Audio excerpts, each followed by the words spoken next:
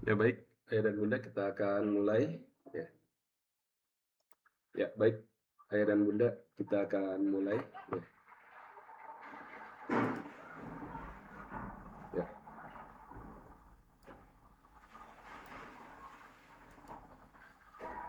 ya baik. Bismillahirrahmanirrahim. Assalamualaikum warahmatullahi wabarakatuh. Alhamdulillahirobbilalamin. Wassalatu wassalamu ala nabiyina Muhammadin wa ala alihi washabihi ajmain. Puji dan syukur kita senantiasa panjatkan kehadirat Ilahi Robi yang dimana atas berkat rahmatnya Alhamdulillah di kesempatan sore hari ini di hari Sabtu tanggal 11 April 2026 ya kita bisa berkumpul kembali walaupun hanya sebatas ya virtual ya pertemuan online ya mudah-mudahan ke depan kita bisa pertemuannya bisa langsung tetap muka. Tak lupa salawat serta salam semoga tetap terlimpah curahkan kepada junjungan kita Nabiullah Nabi Muhammad Sallallahu Alaihi Wasallam serta para keluarga, para sahabat, para tabi'in sampai kepada kita selaku umatnya yang senantiasa menjunjung tinggi apa yang diajarkan oleh beliau sampai akhir hayat kita. Yang saya hormati ayah dan bunda, orang tua, siswa dan siswi PKBM Askara yang telah apa istilahnya yang telah menyempatkan waktu untuk bisa ikut di acara sore ini yang berkaitan dengan sosialisasi dan orientasi klub belajar PKBM Askara. Dan yang saya hormati juga di sini ada Dewan Tutor, terus coach dari tiap klub.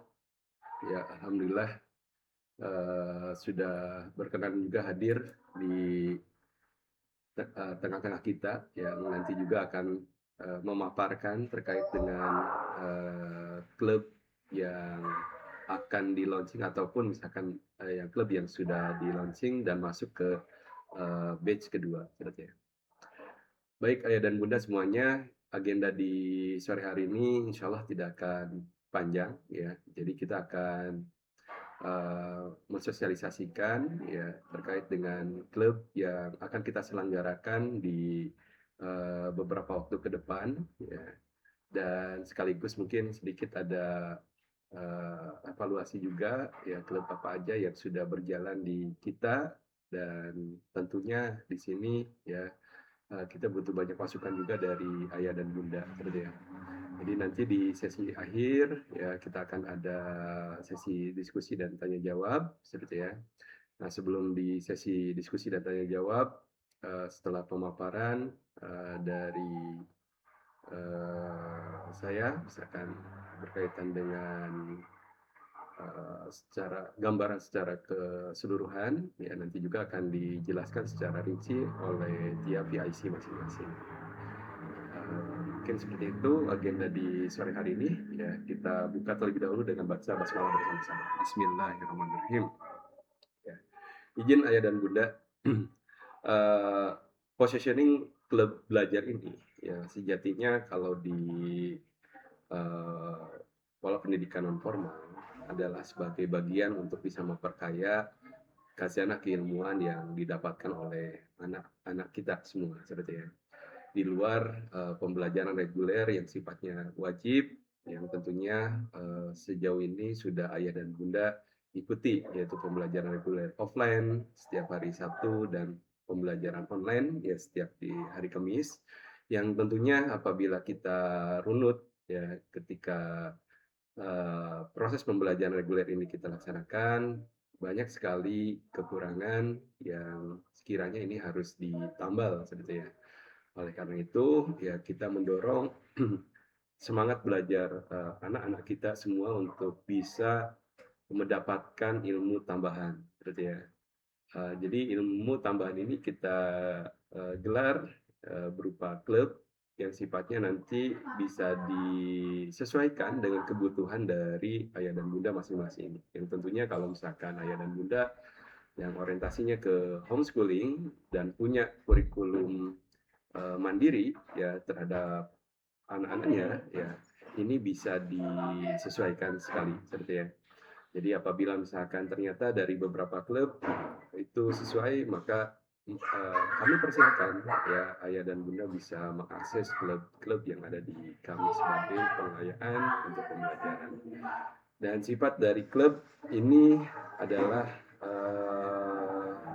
pilihan ya, jadi tidak harus semua klub bisa diikuti ya, sekali lagi kembali dengan kebutuhan dari ayah dan bunda gitu ya.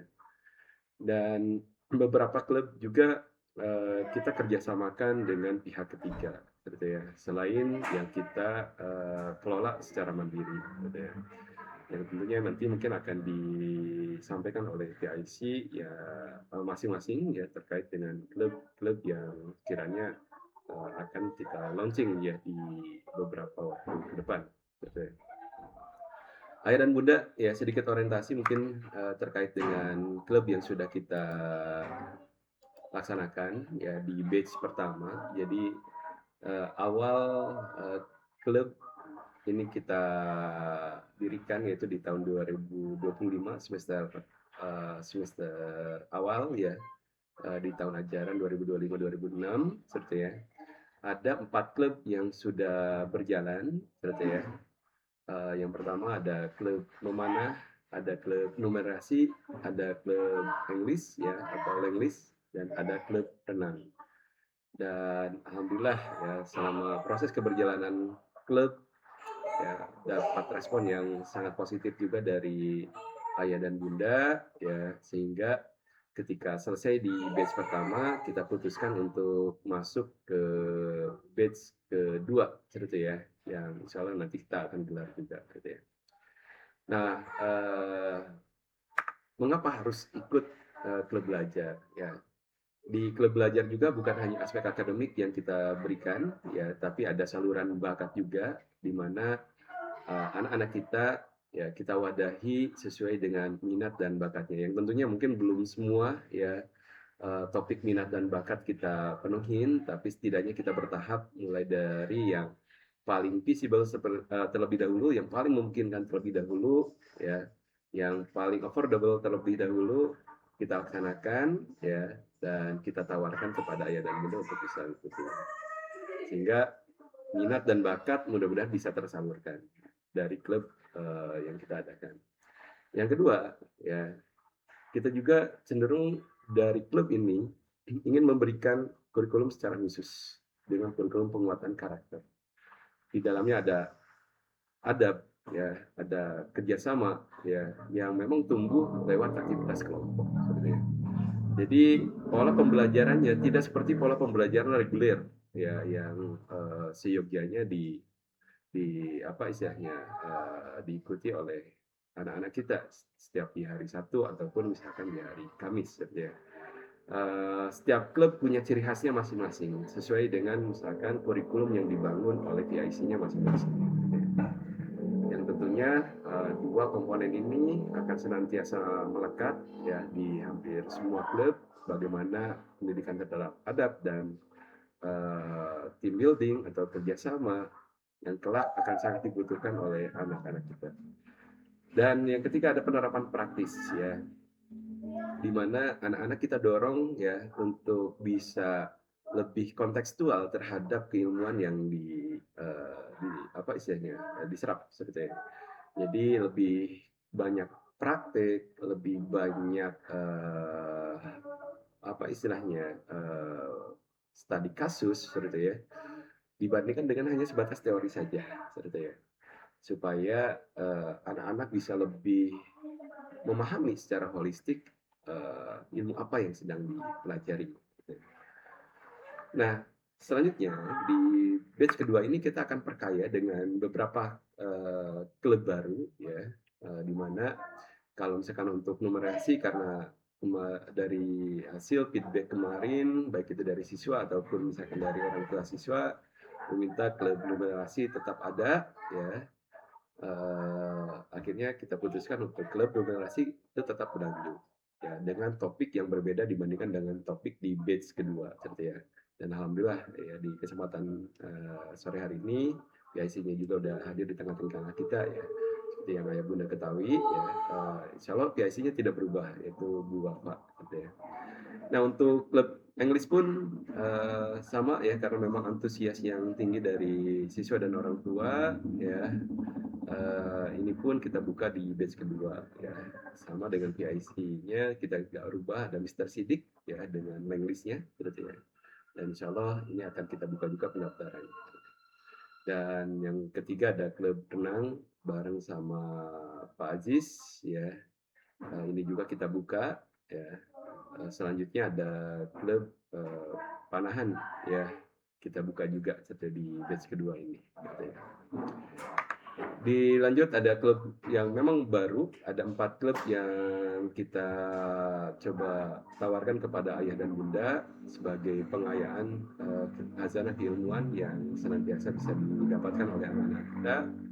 Klub baru ini yang pertama ada geosejarah ya, jadi kita akan belajar apa istilahnya terkait dengan kondisi geografis dan historis ya, khususnya misalkan mulai dari kota Bandung terlebih dahulu, bagaimana anak-anak bisa mengenal ya lingkungan tempat tinggalnya, mengenal lingkungan sejarahnya ya, di mana mereka tumbuh sehingga diharapkan ya tumbuh jati diri yang baik ya di dalam diri anak gitu ya.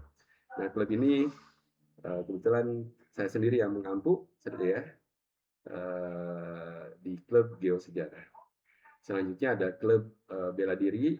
Ini ada apa istilahnya, ada klub tarung derajat ya, kita bekalin ya bela diri praktis ya, dan tentunya sebenarnya ini adalah bagian dari pembentukan karakter ya untuk anak-anak gitu ya. Dan kita buka juga ya di ini juga batch kedua, kalau ayah dan bunda ketahui Ginaturnya alhamdulillah udah berjalan juga sebenarnya di batch pertama Ginaturnya.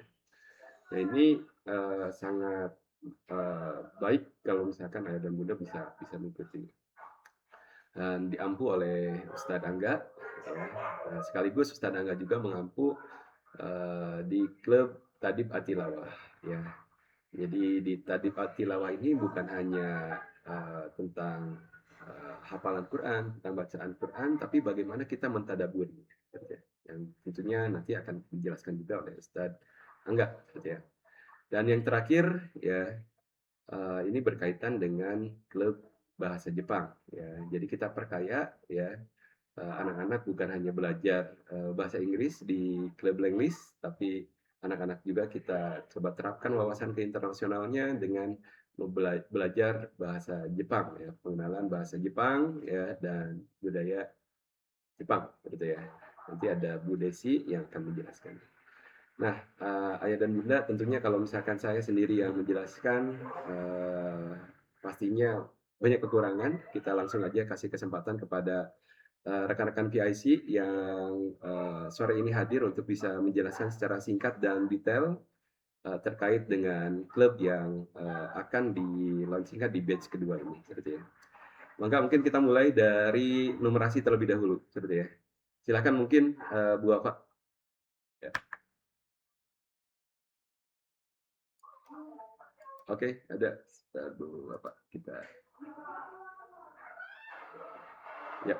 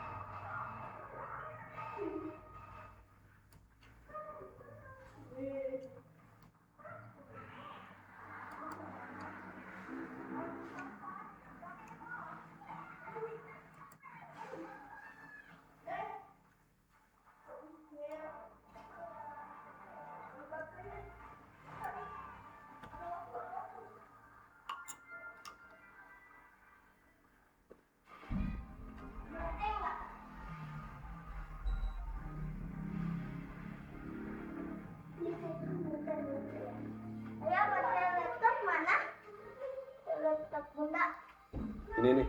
Mana? Jangan berisik. Kedengeran? Iya. Nggak tahu.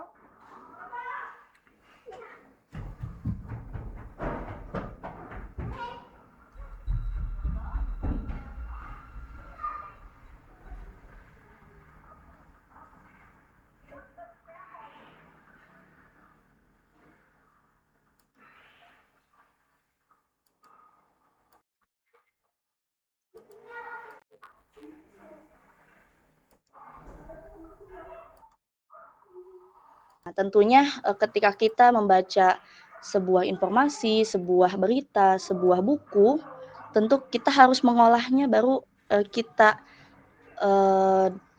pahami gitu ya, mengapa kita membaca hal tersebut dan apa yang kita dapatkan. Maka dari itu sebenarnya matematika itu berkaitan dengan cara berpikir. Mungkin bisa dilanjut Pak Arif. Nah, di batch sebelumnya kita telah memahami yaitu di tema bilangan gitu ya. Bilangan ini sebenarnya benar-benar fondasi utama gitu ya di matematika. Karena mempelajari konsep dasar bilangan gitu ya. Dari apa itu bilangan, bilangan itu ada beberapa jenisnya. Kemarin kita belajar ada bilangan cacah, bilangan asli, bilangan bulat gitu ya. Lalu operasi berhitungnya, bagaimana kita berhitung di bilangan cacah sendiri, di bilangan asli maupun bilangan bulat. Karena ada sedikit perbedaan namun juga banyak kesamaannya gitu. Nah, disitulah fondasi utamanya. Serta matematika ini tidak lengkap ketika kita hanya belajar angka-angka dan rumus saja gitu. Tapi yang paling utamanya adalah ketika kita mengimplementasikan atau mengaplikasikan bilangan itu di kehidupan sehari-hari.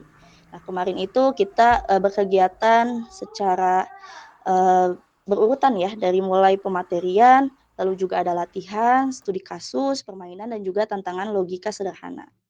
Nah, setelah bilangan ini kita pelajari, selanjutnya kita bisa masuk ke elemen-elemen yang lain. Nah, disinilah saya mengangkat tema statistika. Nah, ketika kita memiliki fondasi bilangan yang kuat, kita itu dapat menggunakan angka tersebut itu untuk membaca dan menganalisis data melalui statistika. Jadi ketika kita sudah bisa nih bilangan itu seperti apa, kita lanjut ke kehidupan sehari-hari di mana kita selain membaca kita harus menganalisis terlebih dahulu gitu. Maka di sini saya mengurutkan ke tema kedua gitu ya, statistika ini. Nah, tadi selain memahami juga kita bisa memberikan keputusan gitu ya, keputusan yang tepat ketika kita diberikan sebuah pilihan di kehidupan nyata dan ini pun menggunakan matematika gitu. Nah, di sini untuk kurikulum statistika pada intinya ada 2 subtema yang akan kita pelajari secara umum. Nanti mungkin akan dibedakan tingkatannya melalui SD, SMP, SMA gitu ya. Pada intinya di sini ada 2 subtema, yaitu yang pertama ada statistika dasar, di mana kita mempelajari pengenalan konsep data, klasifikasi data, penyajian data, yaitu melalui tabel dan juga diagram, menarik kesimpulan berbasis data, juga di sini menekankan pemahaman konsep dulu gitu ya. Jadi konsep dasar dari statistikanya, bukan hanya sekedar rumus karena ketika kita mendengar statistika biasanya orang-orang itu pasti mikirnya oh ini rumus, tapi tidak gitu ya. Datanglah statistika terlebih dahulu, pemahaman terlebih dahulu, baru kita bisa menggunakan rumus. Jangan terbalik kita gunakan rumus, tapi kita tidak memahami kenapa adanya rumus tersebut. Makanya dari situ kita belajar statistika dasar. Selanjutnya ada pengolahan data, kita membaca, menganalisis, membandingkan. Lalu juga di sini ada ukuran pemusatan data, penyusunan laporan sederhana, di mana kita dilatih untuk berpikir kritis dan juga argumentatif. Seperti itu. Nah, di sini memang mungkin ada beberapa perbedaan metode pembelajaran yang biasanya dilaksanakan di reguler juga di klub numerasi. Di mana klub numerasi ini kita mohon maaf, ada penanaman konsep dengan penjelasan yang mudah dimengerti. Pastinya ketika kita ingin memahami sesuatu, kita harus paham dulu konsepnya. Nah, di sini saya menekankan konsep untuk di awal ya. Di awal itu kita harus mengetahui dulu konsepnya. lalu berpusat pada siswa. Maksudnya seperti apa? Saya yakin setiap siswa itu memiliki caranya dan, jalannya masing-masing dalam berpikir gitu ya. Nah di sini, pengembangan kerja logika dari setiap siswa itu saya akan analisis gitu ya. Seperti halnya pada klub numerasi di sebelumnya, di bilangan, itu setiap siswa itu ada yang cara berpikirnya mungkin sama dengan saya, lalu juga berbeda dengan saya. Nah, di situ saya berfokus ke masing-masing cara gitu. Jadi saya tidak menanamkan semuanya harus sama seperti saya. Namun juga, tentu cara-cara dari masing-masing ini, dikembangkan, tidak hanya berpatok, seperti yang diketahuinya saja gitu, saya kembangkan dengan caranya masing-masing. Lalu juga ada mini riset dan projek pada kehidupan sehari-hari, jadi bukan hanya sebuah angka dan rumus, tapi juga saya menggunakan projek, di mana projek tersebut dekat dengan kita di kehidupan. Lalu juga ada diskusi kelompok, ada games kompetisi juga, dan yang terakhir, saya ingin melatih cara siswa dalam mempresentasikan sesuatu, juga mengevaluasi, di akhirnya gitu ya, entah itu dengan projek ataupun juga dengan, penyampaian, setiap siswa melalui presentasi. Jadi diharapkan dengan metode-metode tersebut, siswa mampu, berpikir kritis gitu ya, dan juga, logis melalui statistika ini. Seperti itu. Selanjutnya, nah di sini insya Allah saya kalau yang bilangan kemarin itu saya baru membuka untuk yang SD, SMP saja. Insya Allah untuk yang statistika ini karena saya juga melihat begitu pentingnya statistika dan juga saya menganalisis kemampuan dari setiap siswa, tentunya, statistika ini, baik untuk setiap jenjang. Maka dari itu saya buka ada 3 kelompok di sini. Yang pertama yaitu ada Al-Khawarizmi. Kelas Al-Khawarizmi ini saya masukkan ke kelas bawah, di mana usia, kelas 1 sampai kelas 3 SD. Jadi kalau saya lihat itu dari kelas 1 sampai kelas 3 SD ini memang tidak bisa disamakan cara berpikirnya dengan kelas 4 sampai kelas 6 SD gitu. Jadi ada tingkat, pemahaman cara berpikirnya yang berbeda, maka dari itu saya pisahkan kelasnya. Lalu yang kedua tadi kelas 4 sampai kelas 6 yaitu kelas Ibnu Sina dan yang terakhir ada kelas Al-Haitsam, di mana kelas ini sudah, mulai ke jenjang remaja ke dewasa, saya gabungkan yaitu kelas 7 sampai kelas 9 dan kelas 10 sampai kelas 12. Nah, di sini ada catatan, jika memang, anggota, dari setiap kelas ini kan maksimal ada 12. Nah, jika misalnya belum memenuhi 12, peserta, maka saya akan gabungkan namun, tidak juga menyamaratakan materinya. Jadi mengikuti, tadi ya cara berpikirnya. Itu untuk yang SD ya. Untuk yang SMP, SMA memang saya harapkan banyak yang mengikuti sehingga untuk SMP, SMA ini bisa kita pisahkan sehingga materinya berfokus pada setiap jenjangnya. Seperti itu. Dan yang terakhir, saya berharap dari siswa itu, mampu membaca grafik dan tabel yang benar gitu ya dari, output mempelajari statistika, lalu selanjutnya mengolah data sederhana, dan juga menyampaikan hasil analisis secara logis. Namun di sini juga, saya tidak semerta-merta dapat menentukan, oh siswa tersebut bisa atau tidaknya.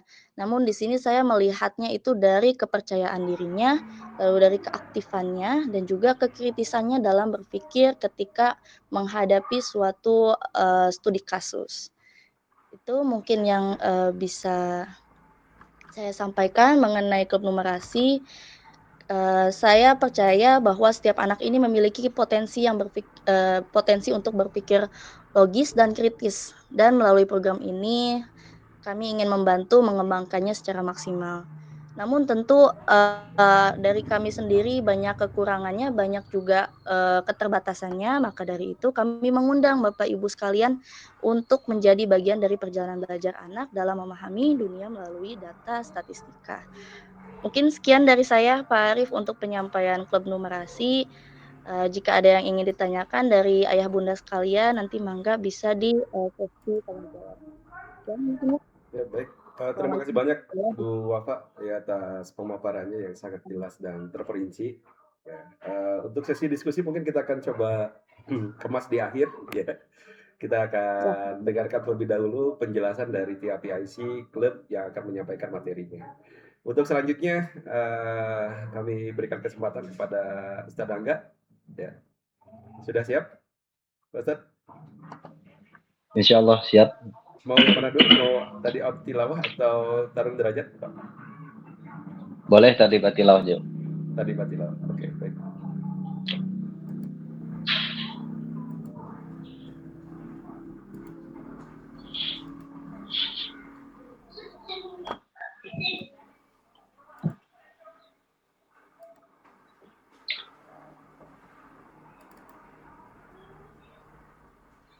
Ya.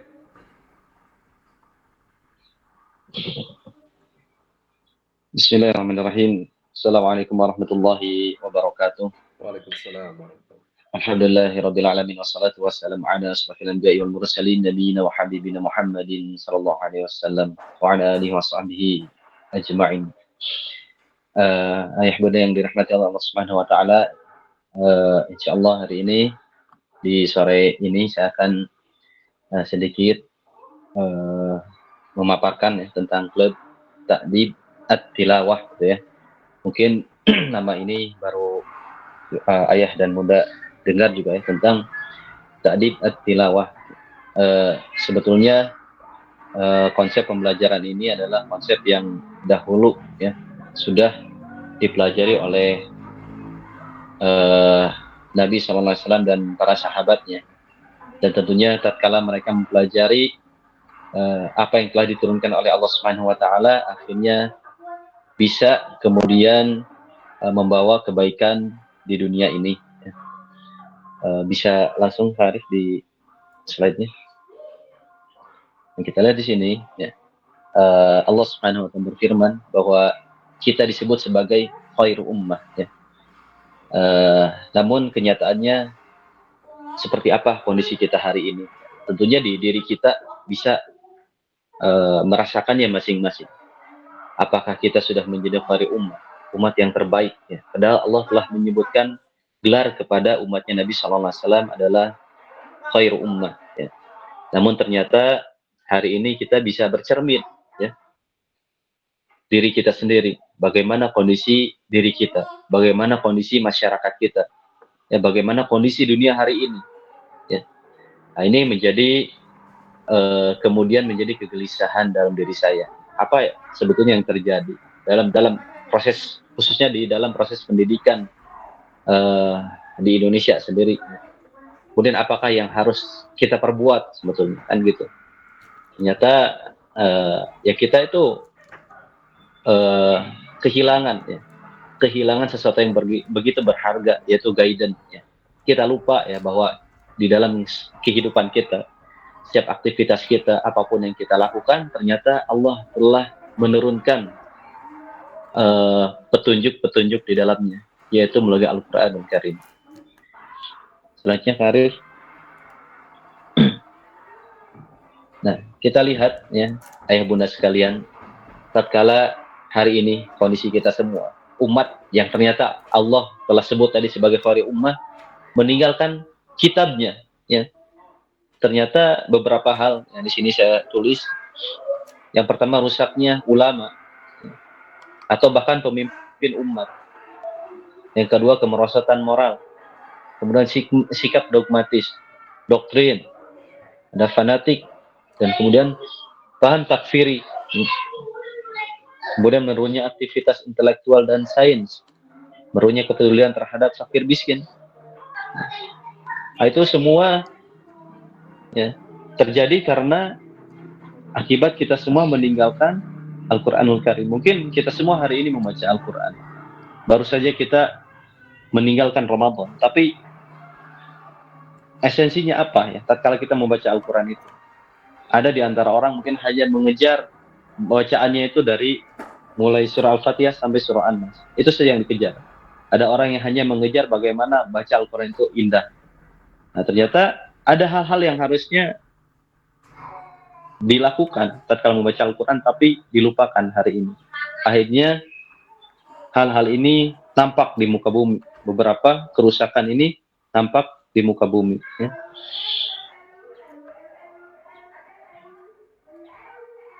Silakan selanjutnya, Arif. Nah, kita lihat di surah Jumu'ah. Allah Subhanahu wa taala berfirman bahwa huwa alladzi ba'atsa fil ummiyyin rasulan minhum yatlu 'alaihim ayatihi wa yuzakkihim wa yu'allimuhumul kitaba wal hikmah wa in kanu min qablu lafi dhalalin mubin.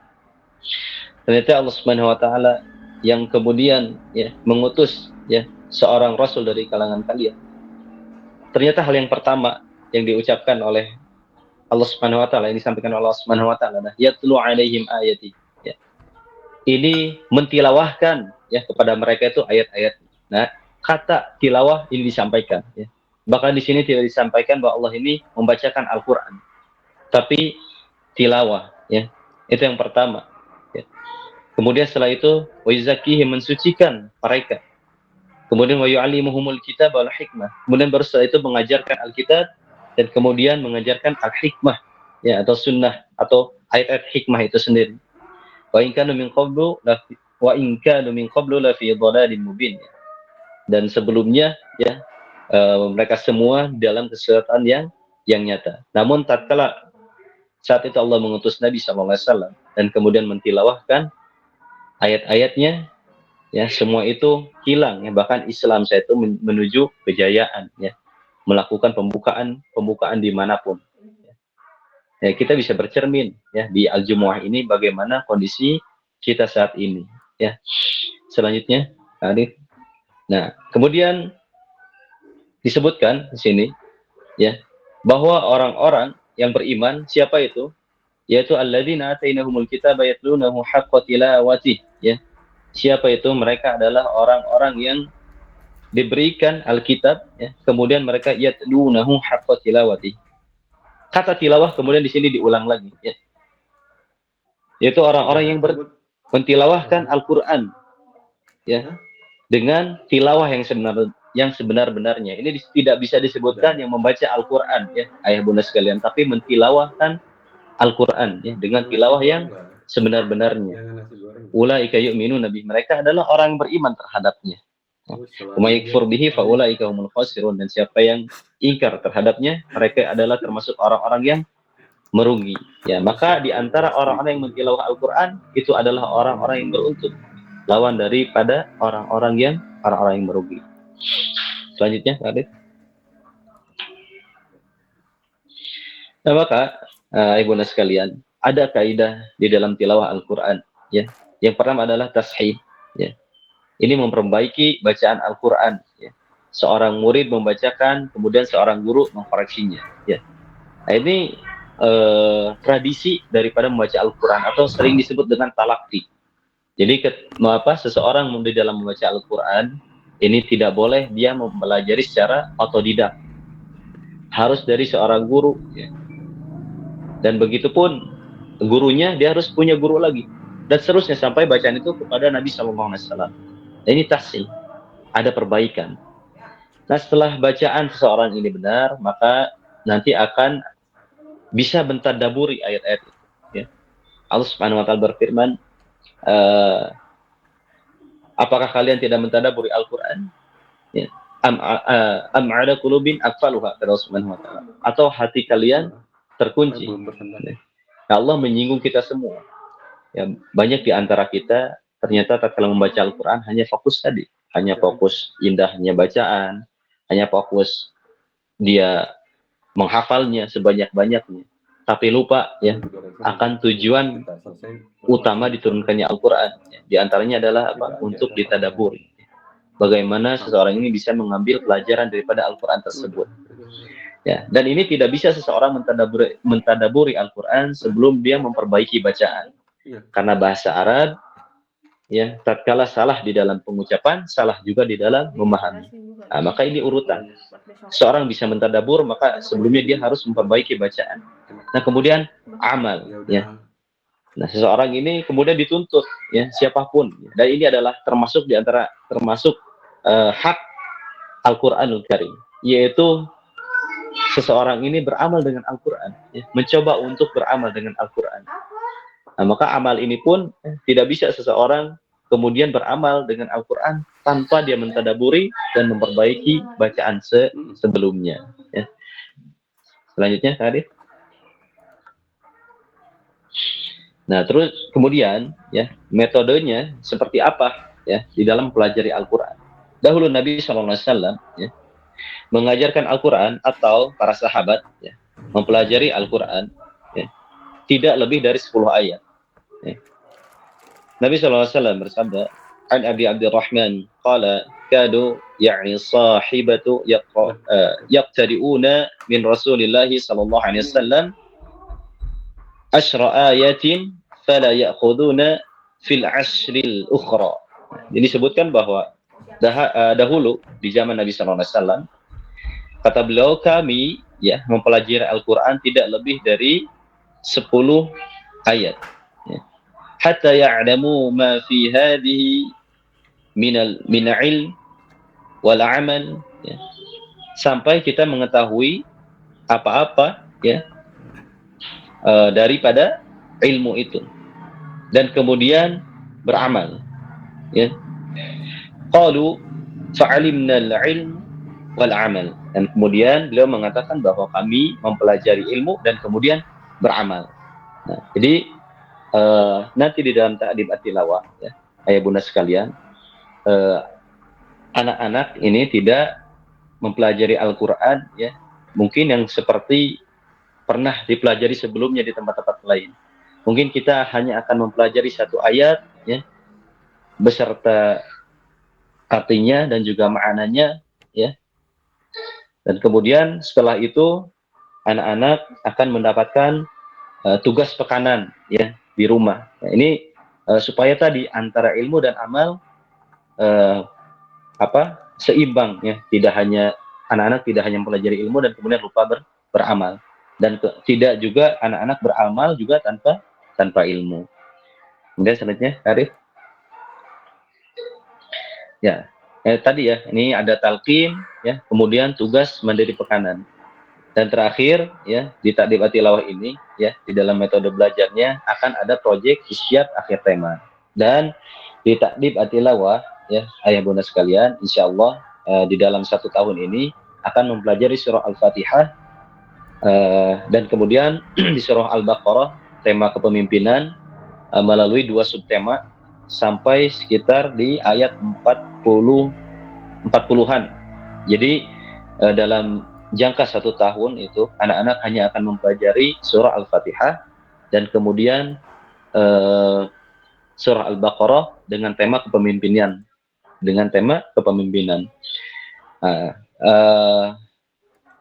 Dari itu nanti insya Allah dari setiap pembahasan satu surah khusus Al-Fatihah itu di akhir itu akan ada project ya. Jadi setiap nanti pembahasan pekanan itu ada tugas ya untuk pribadinya untuk memperbaiki dirinya.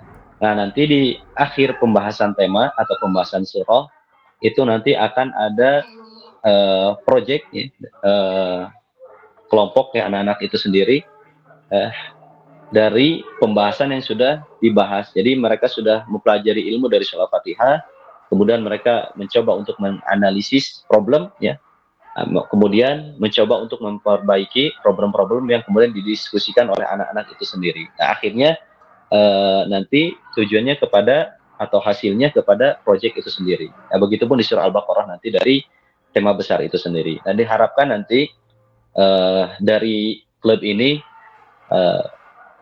tercipta ya pemikiran anak-anak ini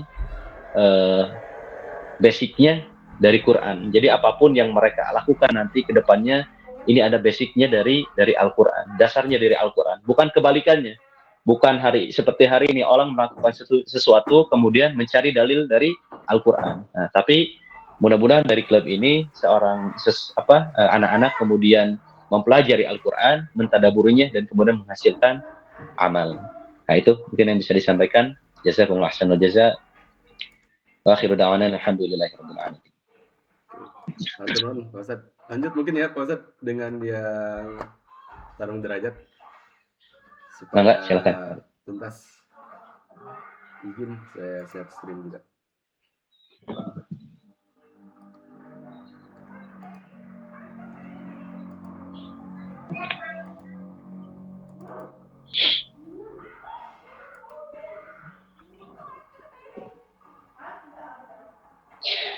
Mangga, Ustaz. Bentar Kang Arif, ini ada yang video nggak yang tadi di Oh, share? video ada. Ya, yang YouTube. Mungkin langsung saja. Oh, langsung ke video ya. Ya.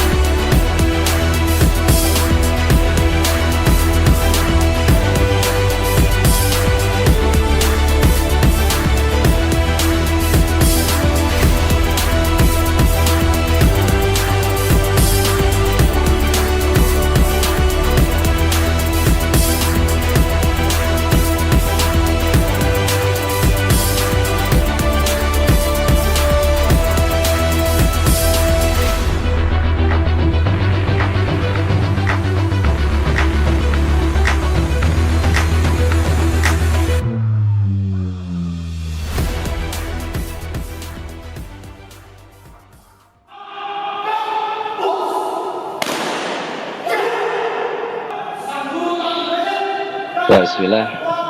Kita lanjutkan ya tadi video yang dilihat oleh ayah bunda sekalian.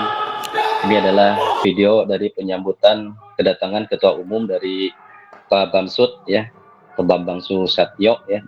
Beliau adalah mantan Ketua MPR RI ya, dan kemudian hari ini menjabat sebagai Ketua Umum PB Kodrat ya, pengurus besar keluarga olahraga Tarung Derajat.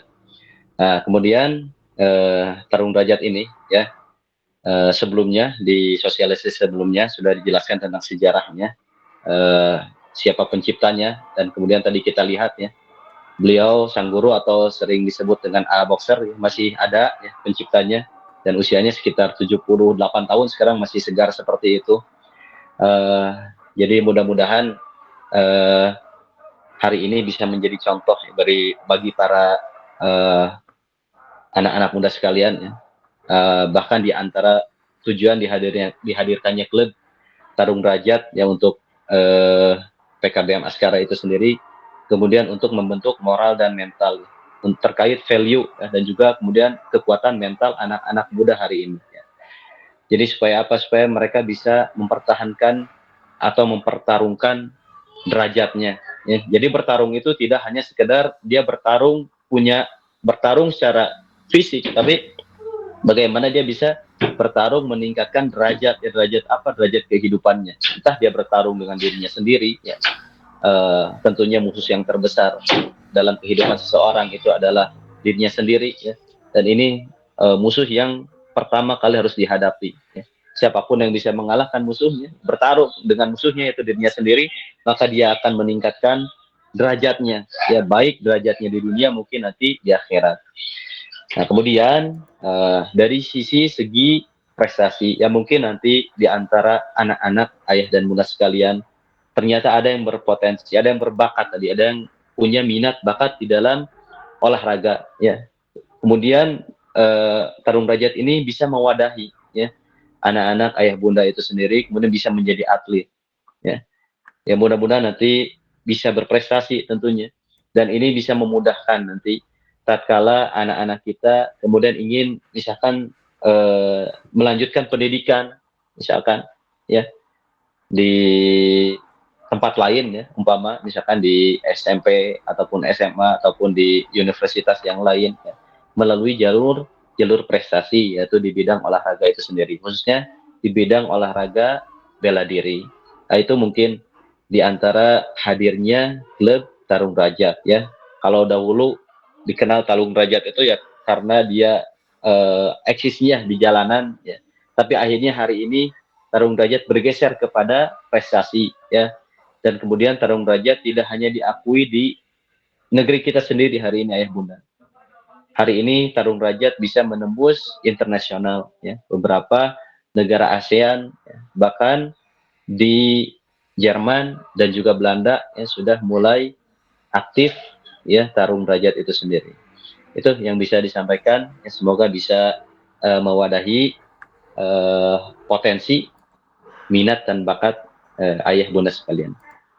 Itu nun Kak Arif. Baik, sama-sama Pak Ustadz. Alhamdulillah ya sudah kita dengarkan secara seksama ya pemaparan dari Sanangga terkait dengan tadi pemaparan pertama tadi tilawah ya ditutup dengan pemaparan bela diri gitu ya di Tarung Derajat, dan alhamdulillah ayah dan bunda sebagai tambahan informasi bahwasanya di tempat kita ya sudah diresmikan juga bahwasanya tempat kita menjadi satlat ya atau sekretariat pelatihan gitu ya. Jadi gak harus menginduk ke tempat lain. Jadi latihan pun masih di area lingkungan PKBM Askara Serja di Gede Bage gitu ya. Dan ini tentunya akan mempermudah ayah dan bunda ya untuk bisa mengakses ya, dan mudah-mudahan ya ini bisa memberikan dampak yang baik kepada anak-anak kita.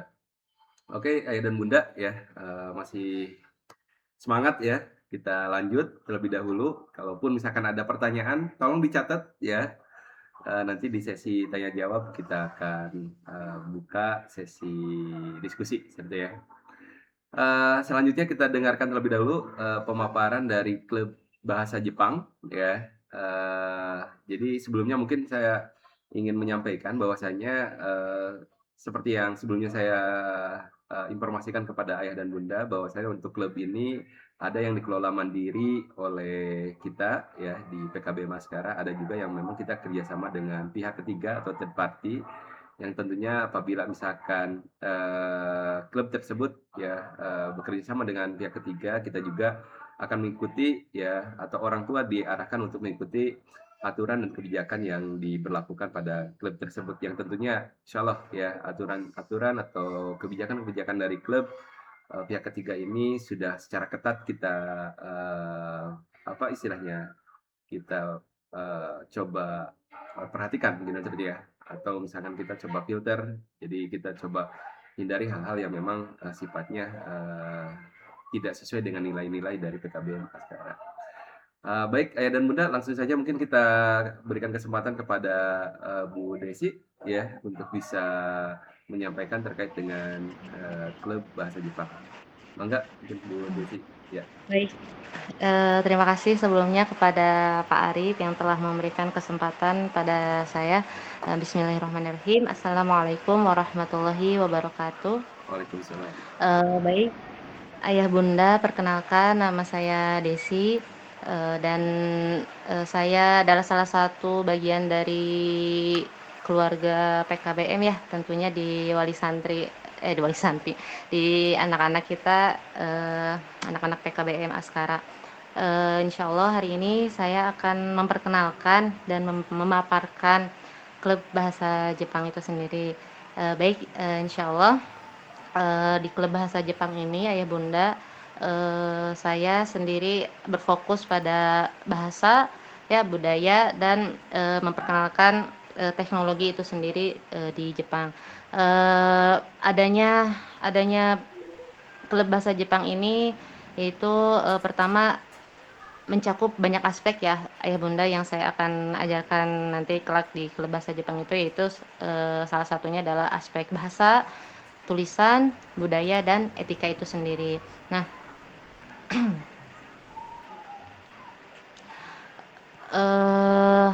bentar Pak Arif.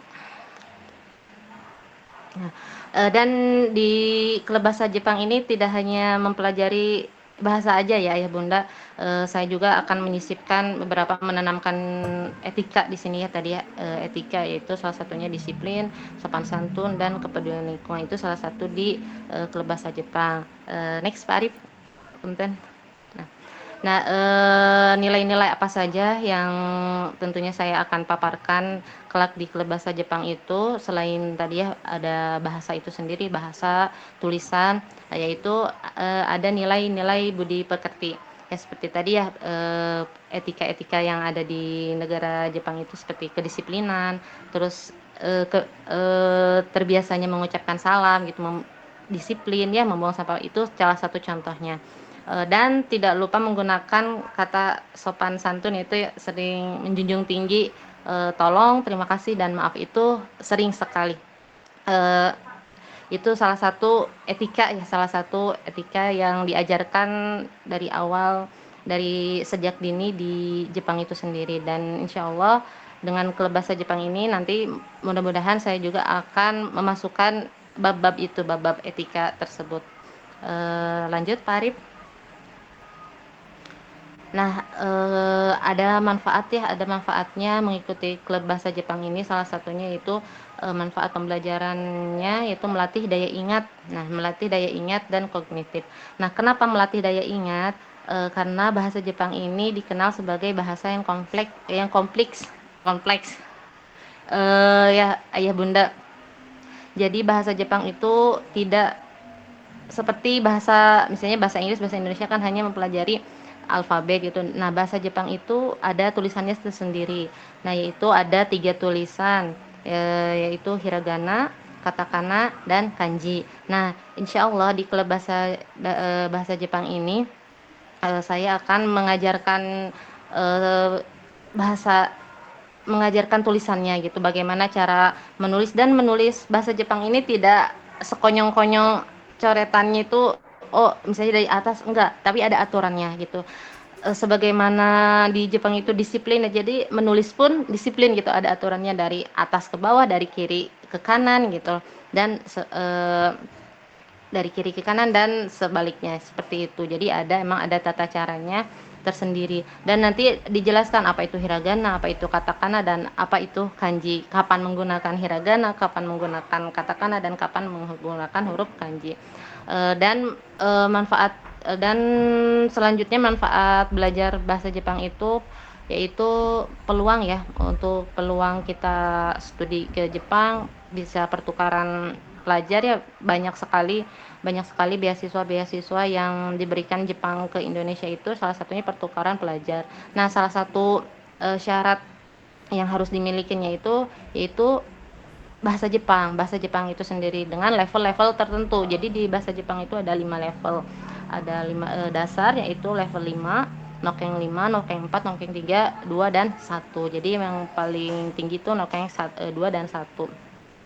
Nah, untuk pertukaran pelajar itu sendiri biasanya di level Nokeng 3 ya, Nokeng 3 itu bisa lanjut insyaallah. Nah, insyaallah di klub bahasa Jepang ini saya akan memulai dari dasar terlebih dahulu. Jadi kalau untuk disetarakan itu bisa di Nokeng 5 dan 4. Nah, untuk selanjutnya bisa untuk next selanjutnya gitu bisa di Nokeng 3 gitu.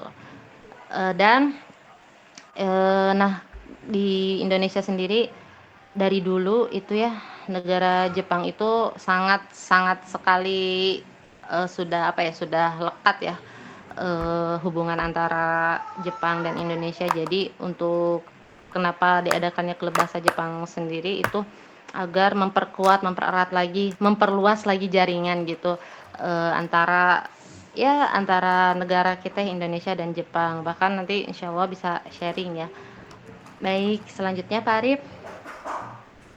Nah, untuk nanti insyaallah di klub bahasa Jepang ini ada beberapa materi ya. Materi utama ini kalau disimpulkan itu ada 4 ya, ada Aisatsu, ada Ojigi, ada Jiko Shokai, dan aktivitas sehari-hari, yaitu aktivitas sehari-hari di Jepang bagaimana ya, budaya, etika, teknologi, teknologinya juga yang saya akan kenalkan di klub bahasa Jepang ini.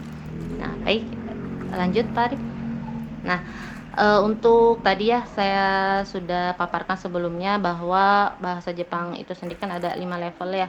Nah, saya di level pertama ini yaitu level pemula, kurikulumnya nanti saya akan insyaallah menggunakan buku kira-kira Nihongo kira-kira. Nah, ini ada di isinya itu ada 20 bab. 20 bab itu nanti akan saya sampaikan insyaallah dalam 5 sampai 6 bulan. Itu ya, 1 semester kalau untuk diakumulasikan. Jadi fokus belajar bahasa, tulisan, budaya, teknologinya juga seperti itu yang akan dipaparkan di buku ini. Nah, di buku ini tuh bagusnya jadi setiap bab satu bab misalnya selesai, misalnya contoh bab hari ini bab salam misalnya, bab salam. Nah, ada project, jadi murid itu nanti akan ada project gitu. Projectnya apa, misalnya dari tadi kita salam kan misalnya selamat pagi, selamat siang. Nah, itu apa projectnya, misalnya nanti misalnya untuk Jiko Shokai perkenalan, misalnya projectnya itu membuat kartu nama. Jadi nanti saya akan bimbing mereka bagaimana cara berkenalan itu di negara Jepang itu menggunakan kartu nama, dan menggunakan kartu nama pun itu ada cara memegangnya, cara memberikannya, dan nggak boleh terbalik gitu kan, dan cara mengucapkannya gitu, cara menulis di kartu namanya itu namanya di mana, alamatnya dia misalnya kayak gitu. Nah, itu ada project tersendiri insyaallah.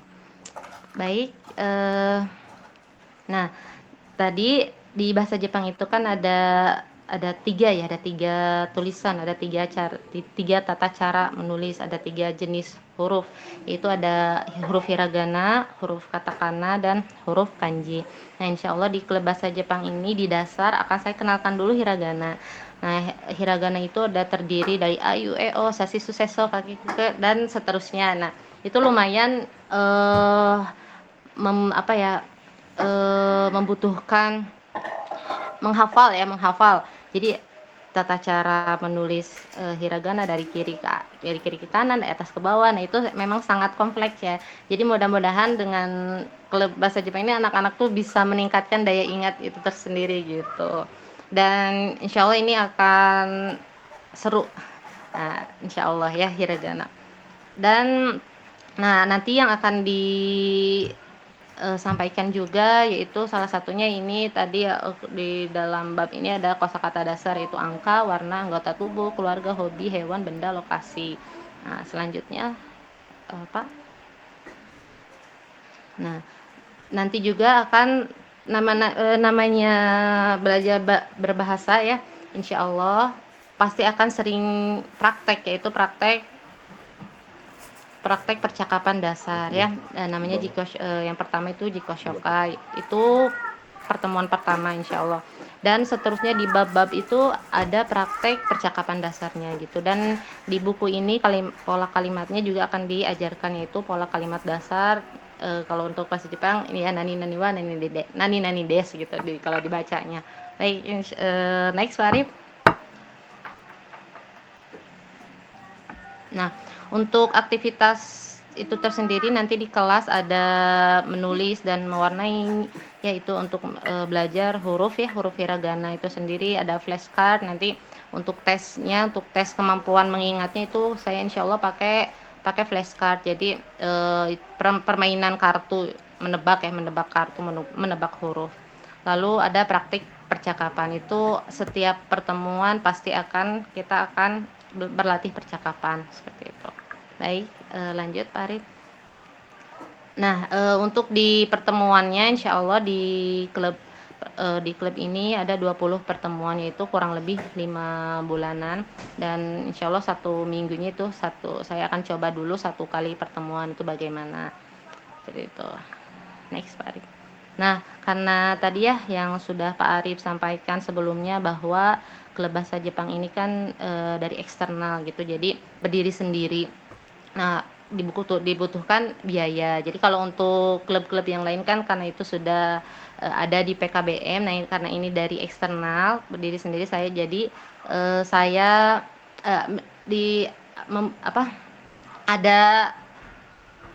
ada biaya gitu. Jadi saya ada pendaftarannya insya Allah 20 ada ya di situ 25.000. Nah, di biaya pendaftaran itu sendiri saya akan mengalokasikannya ke buku yang tadi ya. Jadi nanti di klub bahasa Jepang itu ayah bunda kita kan membeli buku. Jadi buku yang tadi Nihongo kira-kira itu harganya 55.000. Jadi uang pendaftaran itu saya akan alokasikan ke buku itu, jadi untuk buku pegangan siswa dan flashcard. Nah, sebetulnya untuk buku itu mangga untuk ayah dan bunda bisa beli sendiri, online bisa, atau misalnya pergi ke toko buku juga bisa. Dan itu tidak mewajibkan ya ayah bunda itu, karena kan ini dari saya sudah ada pegangan bukunya. Jadi misalnya kalau untuk memperkuat di rumah, bisa untuk latihan itu bisa ayah bunda mangga untuk membeli sendiri gitu ya. Nihongo kira-kira itu ada tiga tingkatan. Jadi ada Nihongo kira-kira 1, Nihongo kira-kira 2, Nihongo kira-kira 3 seperti itu. Sebetulnya untuk kelas bahasa Jepang itu sebetulnya disatukan ya, seperti kelas language disatukan. Jadi memang bahasa Jepang itu tidak misalnya sama gitu, tidak membutuhkan beda-beda tingkatan gitu. Jadi memang bisa diikuti oleh semua tingkatan. Misalnya untuk kelas 1, kelas 2 misalnya yang berminat untuk mengikuti kelas bahasa Jepang mangga. Untuk kelas 2, kelas 3 dan seterusnya. Bahkan sampai SMA ya itu mangga, itu bisa, sangat sekali bisa seperti itu. Untuk bulanannya itu sendiri ya bunda insya Allah hanya 50.000 saja ya. Mudah-mudahan itu tidak memberatkan ayah bunda, mudah-mudahan. Baik, selanjutnya Pak Arif. Dan alhamdulillah mudah-mudahan dengan adanya klub bahasa Jepang ini diharapkan dapat meningkatkan kemampuan berbahasa anak-anak ya, sekaligus membentuk karakter, karena di klub bahasa Jepang ini tidak hanya mempelajari bahasa, tapi mempelajari adab-adab, nilai-nilai hidup gitu, nilai-nilai hidup yang diajarkan di Jepang. Bahkan nilai-nilai hidup yang diajarkan di Jepang itu selaras dengan nilai-nilai agama kita gitu ya, agama Islam itu sangat sangat sangat sekali selaras. Dan mudah-mudahan dengan mengikuti klub bahasa Jepang ini untuk meningkatkan ya etika itu sendiri, nilai-nilai hidup yang baik itu sendiri, eh, dan meningkatkan pengetahuan tentang teknologi-teknologi yang dipakai di Jepang ya, entah itu teknologi dalam pendidikan, entah itu teknologi dalam pertanian mungkin ya, karena kita sangat erat sekali di PKBM ya dengan pertanian, dan eh, dan teknologi-teknologi yang dipakai sehari-hari kehidupan di Jepang seperti itu. Mudah-mudahan dengan klub bahasa Jepang ini anak-anak kita juga mampu gitu untuk menjunjung tinggi budaya-budaya Indonesia itu sendiri gitu, kearifan lokal itu sendiri. Mungkin itu yang bisa saya sampaikan. Mohon maaf atas ketidaksempurnaan saya dalam menyampaikan. Mudah-mudahan ayah bunda bisa menangkap apa yang saya jelaskan. Terima kasih Pak Arif atas kesempatannya. Baik, terima kasih banyak Bu Desi atas pemaparannya. Alhamdulillah ya. Jadi ini adalah suatu hal yang sangat baik juga, kita bisa memperkaya khazanah bahasa, bukan hanya bahasa Inggris, bukan hanya bahasa Indonesia atau bahasa Sunda, tapi juga kita akan belajar tentang bahasa Jepang, seperti ya, yang tentunya banyak manfaat juga yang bisa diserap oleh anak-anak kita. Baik, ayah dan bunda ya, seperti biasa kalau misalkan ada pertanyaan untuk klub bahasa Jepang, ya nanti kita akan bahas di sesi diskusi. Mungkin yang terakhir izin kesempatan apa istilahnya untuk bisa memaparkan klub geosejarah ya, geografi sejarah, dan mungkin untuk klub yang lain karena memang ada beberapa kendala juga ya, sehingga PIC belum bisa hadir di tengah-tengah kita. Nanti mungkin akan menyusul informasinya ya, jadi ayah dan bunda bisa pantengin terus grup di PKBM Askara. Izin ayah dan bunda saya menjelaskan terkait dengan klub geosejarah. Oke, ayah dan bunda, tentunya sebagai warga ya negara yang baik kalau bahasanya gitu ya.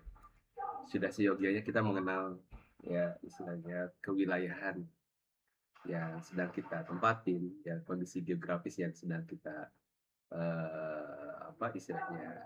tinggalin gitu ya, dan bagaimana sejarah yang ada di di wilayah kita gitu. Nah, ayah dan bunda, untuk geografi sejarah ini kita akan fokuskan di salah satu lokus utama kita ya, tempat anak-anak kita tumbuh, yaitu di wilayah Bandung. Jadi kita akan fokus mengenal alam ya, budaya serta historisnya Bandung itu seperti apa.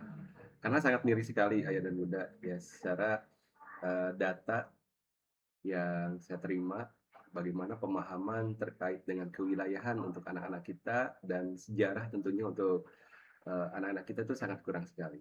Dan ini tentunya uh, sebuah PR besar di dunia pendidikan ya, bagaimana anak-anak kita itu bisa mencintai ya, punya jiwa nasionalis ya, punya jiwa memiliki terhadap wilayahnya. Artinya kalau misalkan anak-anak kita tahu bagaimana potensi dan keindahan sejatinya wilayah kita, pastinya akan sama-sama menjaga gitu ya, wilayahnya supaya tetap aman, nyaman, ya tidak dirusak ataupun misalkan dengan hal-hal negatif lainnya.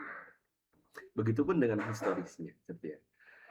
Ketika kita mengenal sejarah yang baik terhadap wilayah kita, ya, tentunya akan muncul kebanggaan, sehingga harapannya ke depan ya anak kita bisa meneruskan jejak-jejak prestasi ya orang tua kita zaman dahulu, bagaimana dengan tinta emasnya bisa mengukuhkan sejarah-sejarah yang baik yang patut untuk bisa dipelajari oleh anak-anak atau anak cucunya terjadi di generasi selanjutnya. Ayah dan Bunda, untuk geosejarah ini kita bagi jenjangnya di 2 jenjang, yaitu untuk paket A atau SD dan SMP serta SMA. Untuk pembelajarannya kita coba di seminggu sekali terlebih dahulu, ya rentang dari 90 sampai 180 menit per sesinya akan tergantung dengan materi yang disampaikan.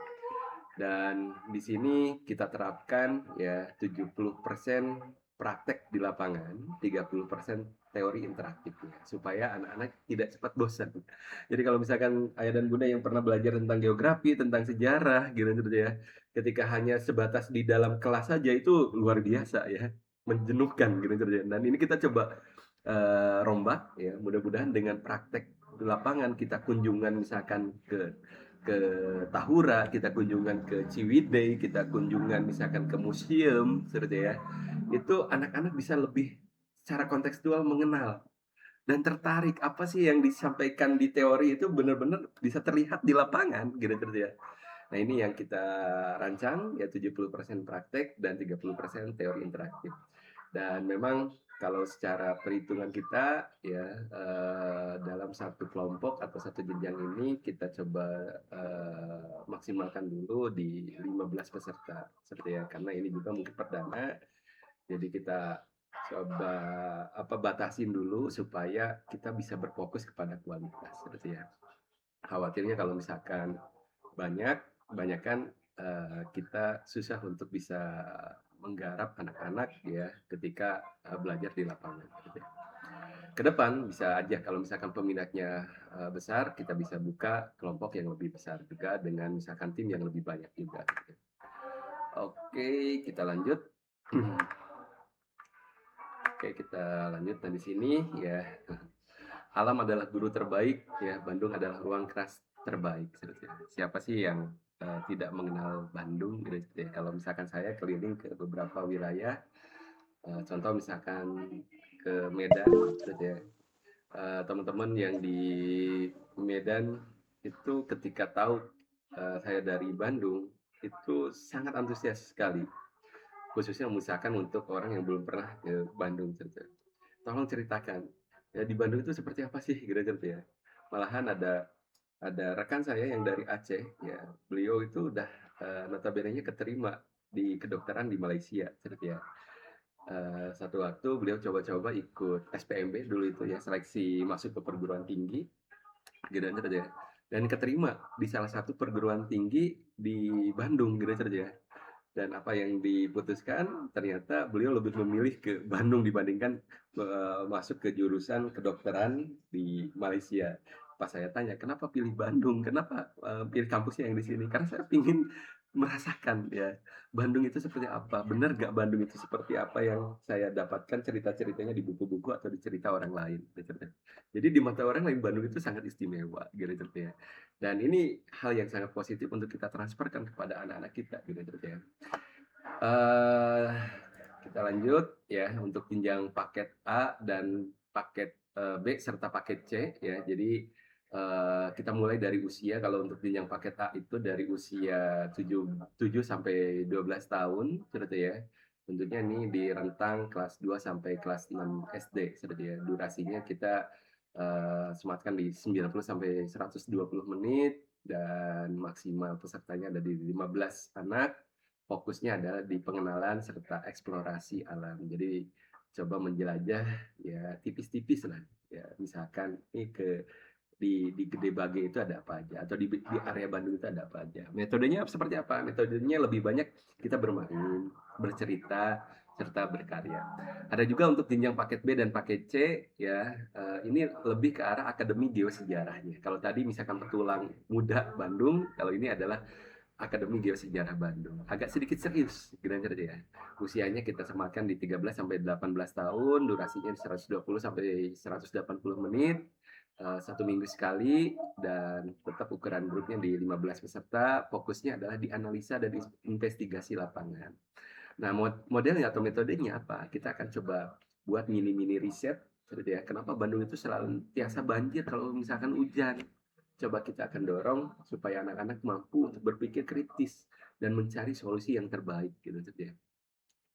Yang kedua kita ada diskusi juga, dan ketiganya ada presentasi dari hasil analisa atau riset yang sudah dilakukan, seperti ya, sehingga bisa lebih holistik ya pemahaman yang didapatkan oleh anak-anak kita, seperti ya. Oke, nah untuk jenjang SD ada 12 topik ya, kurang lebih ini kita akan jalankan selama 3 bulan ya. Mulai dari topik peta Bandung sampai ke topik aksi lingkungan atau dan pameran karya seperti ya.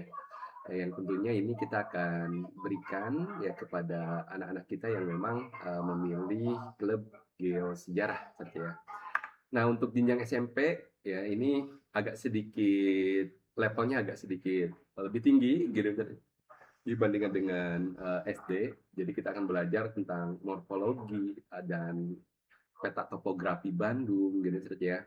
Ada field trip juga ke Tangkuban Perahu. Terus kita coba lihat ekologi daerah aliran Sungai Citarum sampai ke proyek akhir ya, yang dimana anak-anak kita akan menyampaikan data serta cerita terkait dengan hasil risetnya. Nah, di sini mungkin kalau misalkan tadi saya jelaskan 70% praktek dan 30% teori, itu seperti apa sih model di lapangan. Jadi kita lebih banyak ke observasi lapangan, kunjungan langsung ya, misalkan ke gunung, sungai, kebun teh, museum, seperti atau kawasan bersejarah di Bandung. Jadi lebih banyak outing kelasnya gitu ya kalau misalkan di geosejarah. Jadi jangan berpikir kalau istilahnya ikut di klub geosejarah itu akan terus di kelas gitu terjadi. Kelas kita adalah alam, kelas kita adalah wilayah kita gitu terjadi. Terus ada juga dengan model eksperimen, uji data. Jadi nanti mungkin kita akan ajarkan mini uji kualitas air, pengukuran suhu, sampling material vulkanik itu seperti apa. Karena Bandung itu kan dilingkungi gunung gitu ya. Analisa peta topografinya seperti apa. Terus nanti mungkin kita ada karya dan dokumentasi, ada field notebook, ada foto, serta mungkin ada project batik cap ya, terus buat peta sendiri, ada laporan investigasi seperti ya, dan nanti kita tutup dengan presentasi seperti ya. Serta di sini 15 peserta ini tidak stand alone masing-masing belajar secara individual, tapi ini akan kita dorong menjadi tim seperti ya. Kalau misalkan ayah dan bunda sekarang itu lagi hype ya, ada sekelompok pemuda yang sangat care terhadap lingkungan gitu seperti, dan mereka misalkan pergi ke sungai-sungai membersihkan sampah di sungai-sungai gitu seperti ya. Uh, dan yang paling menarik menurut saya itu adalah bagaimana mereka itu bekerja secara tim seperti ya. Kalau tahu ada Pandawa 5 kalau nggak salah, itu dari sini juga ya, dari Jawa Barat gitu ya. Dan itu ternyata sangat terkenal sekali, dan itu mampu menginspirasi pemuda-pemuda lain di luar sana gitu ya. Kita lanjut, kita coba percepat karena sedikit lagi mau azan ya. Nah, ini mungkin untuk lokasi kegiatannya ya, kita nanti ada di Tangkuban Perahu, ada di Tahura Insinyur Haji Juanda, ada di Kebun Teh Ciwidey, terus nanti kita juga coba proyeksikan ada di Asia Afrika, terjadi di Gedung Asia Afrika di Jalan Braga, ada di Gedung Merdeka, Museum KAA, Museum Geologi Bandung, Museum Sri Baduga, dan anak sungai terdekat ya. Kalau di Gede Bage itu cukup sekitar 10 menit itu akan menemukan anak sungai terdekat cabang dari Sungai Citarum seperti ya. Oke, kita lanjut. Apa yang didapat oleh anak-anak? Pengetahuan kontekstual langsung di lapangan, keterampilan ilmiah, kecintaan pada alam dan budaya, kemampuan sosial dan berkolaborasi, yang tentunya ada sisi konfidensial atau kepercayaan diri ya, terkait dengan pemahaman dan keilmuannya, serta punya portofolio belajar yang banyak. Oke, investasi dan kalender program ya, ini tadi udah dijelasin juga ya. Nah, untuk biaya jelas ayah dan bunda mungkin karena kita lebih banyak di lapangan ya, jadi biaya yang nanti akan kita bebankan kepada orang tua itu adalah sebatas dari transportasi masing-masing, seperti transportasi, makan, seperti kalau misalkan untuk fasilitator, sama bahan praktek mungkin ya, seperti ya, dan yang lain. Kalau misalkan di luar itu udah di cover oleh kita di PKBM sekarang seperti ya. Jadi mungkin kalau misalkan nanti memilih di klub belajar ya, fokus kita Untuk di biaya ada di bahan praktek serta di field tripnya atau misalkan di istilahnya transportnya gitu. Dan transport pun ini kita fleksibel kan. Jadi kalau misalkan ayah dan bunda punya transport masing-masing, jadi kita nanti langsung ketemu aja misalkan di mana nih di Museum Sri Baduga. Kita ketemuan di Museum Sri Baduga gitu ya. Jadi kita coba permudah. Oke, barangkali mungkin itu yang bisa saya sampaikan gitu ya.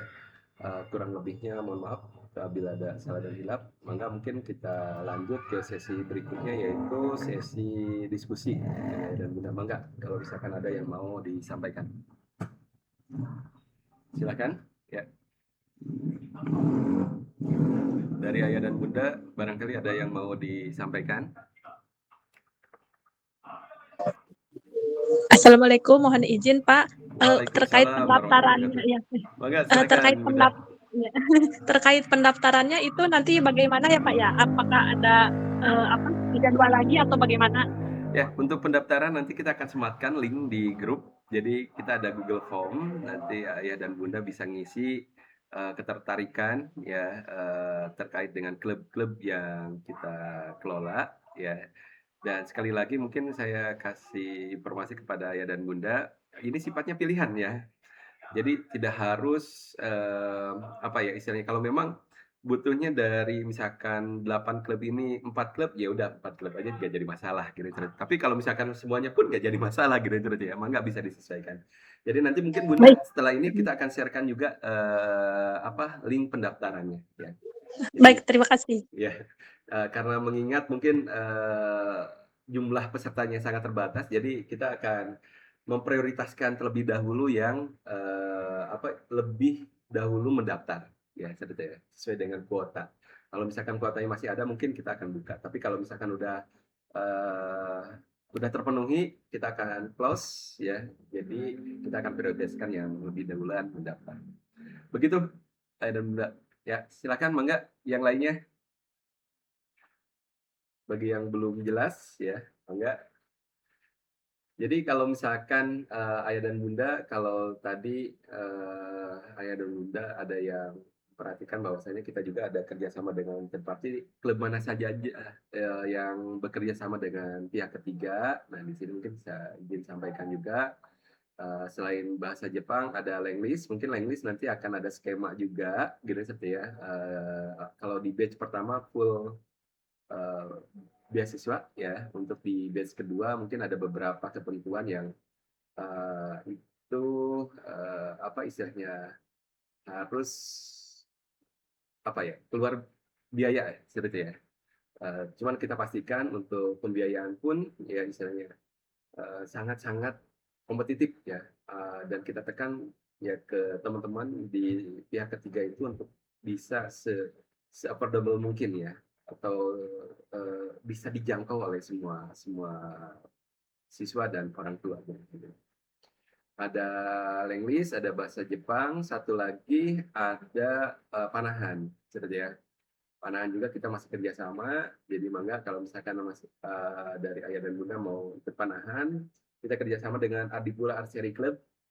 Jadi insya Allah ya semua yang ngelola klub ini adalah profesional semuanya ya, termasuk misalkan kalau tadi tarung derajat ya, juga ada arah untuk ke atlet gitu ya. Dan di Ardipura Archery Club juga sama, itu ada coachnya juga ya, yang memang didorong untuk bisa jadi atlet. Dan ini jadi portofolio yang sangat baik, khususnya misalkan untuk anak-anak kita yang ada di paket C ya. Jadi memang PKBM nggak ada jalur undangan untuk masuk ke perguruan tinggi, tapi di PKBM kita bisa punya jalur prestasi gitu ya. Jadi ada beberapa kampus, saya pernah juga mendorong ada beberapa mahasiswa yang lolos, contoh misalkan ke SBM ITB melalui jalur prestasi atlet renang misalkan seperti ya, itu bisa lolos dan itu bisa dapat kursi di SBM ITB. Oke, ada pertanyaan melalui chat. Jadi setiap anak boleh lebih dari 4 klub ya Pak? Boleh, boleh mangga. Bisa disesuaikan ya, bisa disesuaikan selama memang jadwalnya tidak bentrok, dan kita atur untuk klub itu jadwalnya juga tidak bentrok ya, seperti ya. Misalkan Untuk klub Tadib Tilawah sama klub Tarung Derajat itu bisa bisa apa ya istilahnya berbeda waktunya gitu ya.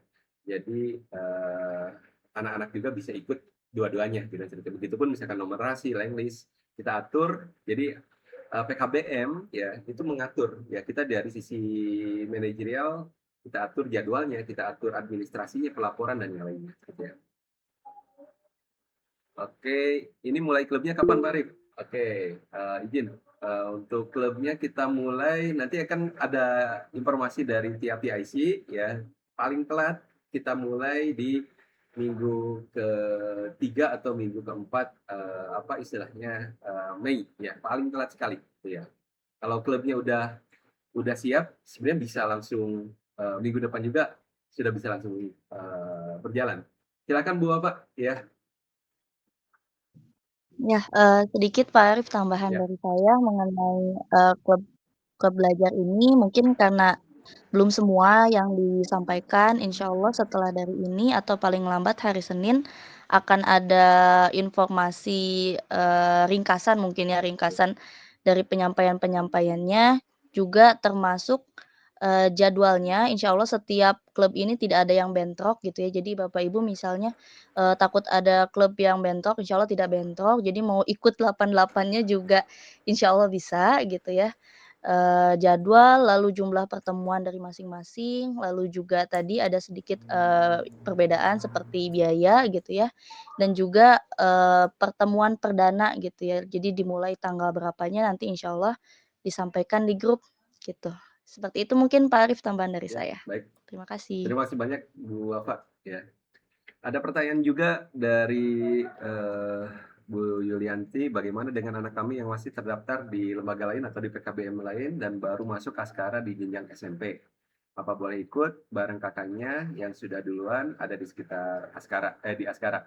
Mangga ya. Jadi untuk klub ini sebenarnya tidak eksklusif untuk siswa di PKBM Askara saja. Memang prioritas adalah siswa-siswi PKBM Askara. Tapi kalaupun misalkan katakanlah ada adiknya, ada kakaknya, misalkan yang tertarik gitu ya, itu mangga diperbolehkan untuk mendaftar gitu ya.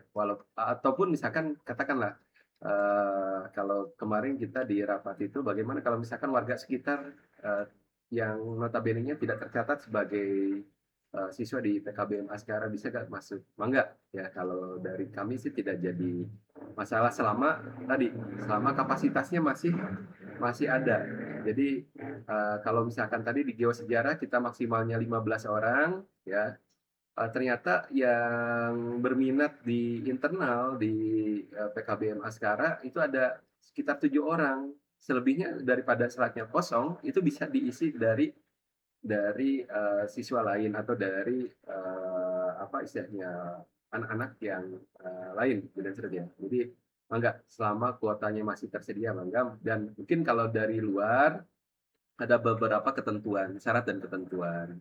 Contoh misalkan untuk dari luar seperti beberapa fasilitas yang memang kita gratiskan ke siswa PKBM Askara, mungkin ada skema khusus. Contoh misalkan kalau butuh media dan praktek misalkan seperti ya, mungkin itu dibebankan kepada siswa.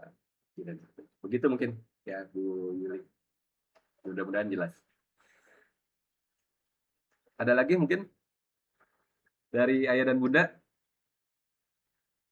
Sudah cukup jelas? Kalau misalkan sudah cukup jelas, ya sami-sami Bu Yuli, kita akan akhiri ya dengan baca hamdalah bersama-sama. Ya, alhamdulillahirrahmanirrahim. Mohon maaf atas segala hilaf dan salah selama penyampaian. Terima kasih banyak atas segala perhatian dari Ayah dan Bunda semuanya, dan terima kasih banyak juga buat para PIC dari klub yang sudah berkenan hadir ya. Mudah-mudahan senantiasa apa yang kita lakukan di PKBM Askara atau kita laksanakan dapat keriduan dari Allah Subhanahu wa taala. Amin. Akhirul kalam, bila itu wal hidayah. Wassalamualaikum warahmatullahi wabarakatuh. Hatur nuhun semuanya. Terima kasih banyak. Waalaikumsalam warahmatullahi wabarakatuh.